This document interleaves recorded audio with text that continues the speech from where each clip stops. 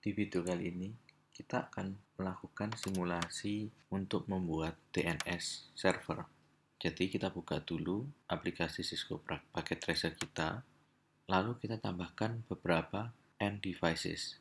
Misalkan di sini kita tambahkan beberapa PC dan juga laptop. Lalu setelah itu kita tambahkan juga sebuah server. Setelah itu kita setting dulu IP address-nya. Jadi kita double klik PC-nya. Nah, di bagian bus Ethernet, IP address kita pilih static, kita masukkan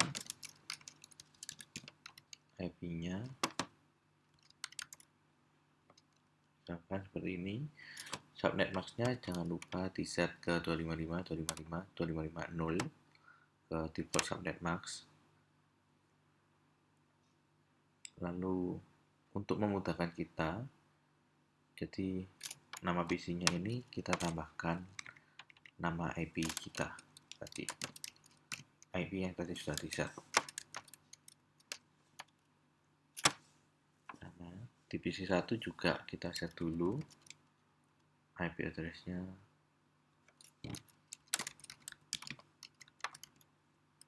Subnet max-nya 25, yang default 255.255.255.0.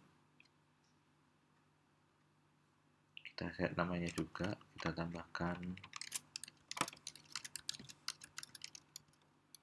Ya, begitu pula untuk laptop, kita set juga IP address-nya.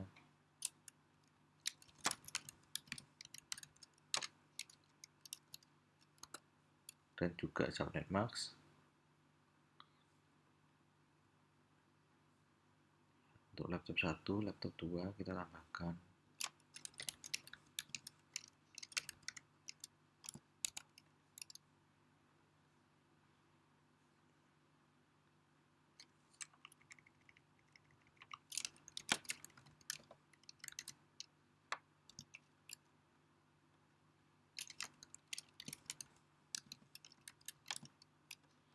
Ya, begitu pula kita lakukan hal yang sama untuk server yang tadi sudah ditambahkan. Flash Internet, static, lalu berikan IP, bebas ya IP-nya, yang penting berada di dalam satu subnet. Subnet max-nya disamakan 255.255.255.0. Lalu kita tambahkan juga network devices. Kita pilih switch 2960 di sini.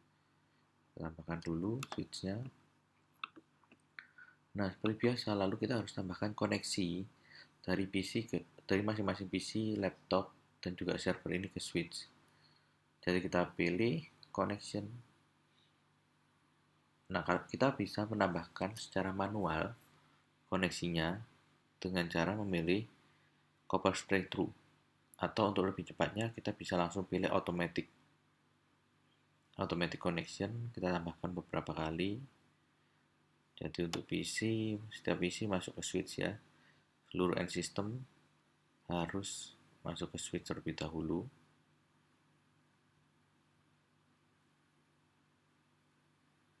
Setelah selesai, kita tunggu beberapa saat sampai nanti link di PC di switch ini menunjukkan kalau linknya telah terbentuk. Jadi diarahkan ke real time. Nah, setelah ini kita masuk ke server. Nah, ini kita bisa lihat sebentar kanan ya, simbolnya dari idle orange menjadi hijau ya, ada linknya terbentuk. Oke, setelah semuanya terbentuk, nah ini kita bisa langsung masuk ke server. Sebelumnya kita juga tambahkan dulu IP servernya. Nah, di server ketika kita double klik, kita pilih services ya. Untuk mengetes ini kita nyalakan service di HTTP-nya. Lalu kita bisa tes misalkan dari PC 0. Kita ingin buka HTTP halaman web yang sudah dibuat di server 192.168.1.1 tadi. Jadi di desktop interface untuk PC 0, kita buka web browser, lalu kita masukkan IP address dari server tadi. 22 168.1.1 kita go. Nanti kita akan melihat halaman awal welcome page ya dari server 192.168.1.1.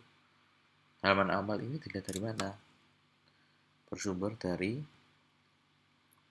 seluruh file yang ada di HTTP service yang di server ini. Kita bisa tambahkan sendiri nantinya file HTML, maupun kita juga bisa tambahkan image yang bisa di-provide oleh server ini. Lalu kita tambahkan juga DNS. Jadi di sini pastikan dulu DNS service dinyalakan, kita on-kan. Nah, lalu namanya kita beri. Misalkan kita beri nama myserver.com. Lalu alamatnya. Berapa alamat myserver ini? Alamat ini dalam bentuk IP address. Karena di sini servernya kita hanya ada satu ya, dengan IP address 192.168.1.1. Jadi kita masukkan alamat IP address server kita 192.168.1.1, lalu kita add. Sebagai tambahan, untuk pilihan jenis resource-nya ini kita berikan tipenya record.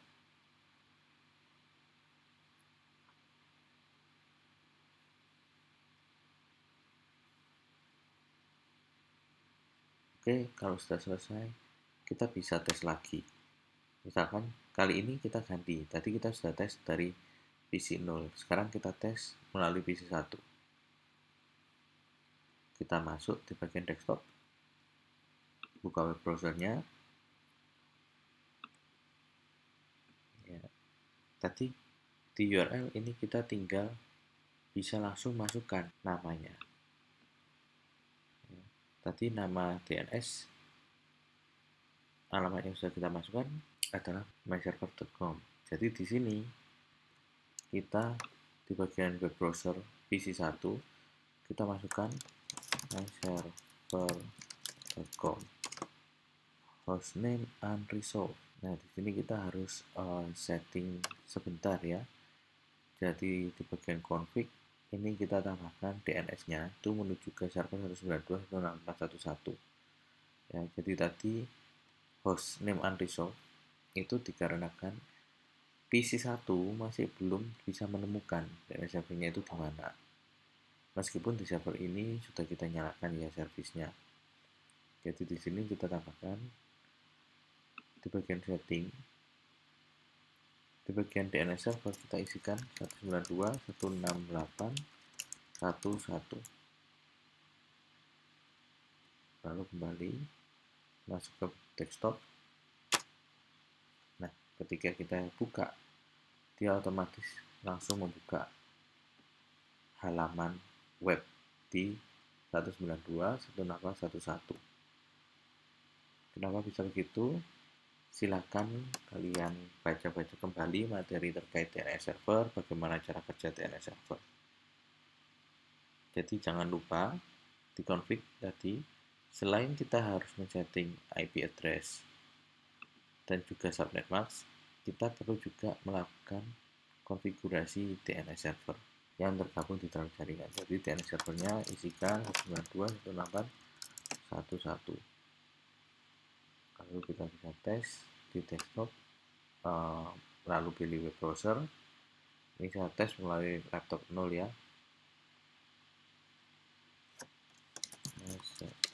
myserver.com, bisa langsung terbuka. Jadi kalau kita lupa mengset DNS servernya, alamat DNS server, ketika kita masukkan myserver.com, PC ini tidak akan tahu. Dia nanti harus melihat alamat myserver.com itu alamatnya di mana. Dia tidak memiliki rujukan. Jadi itu pentingnya kenapa DNS server itu harus di-set. Ya. Jadi kalau misalkan Anda memperoleh error hostname unresolved, nanti Anda kelupaan untuk melakukan setting konfigurasi DNS server. dari PC klien Anda.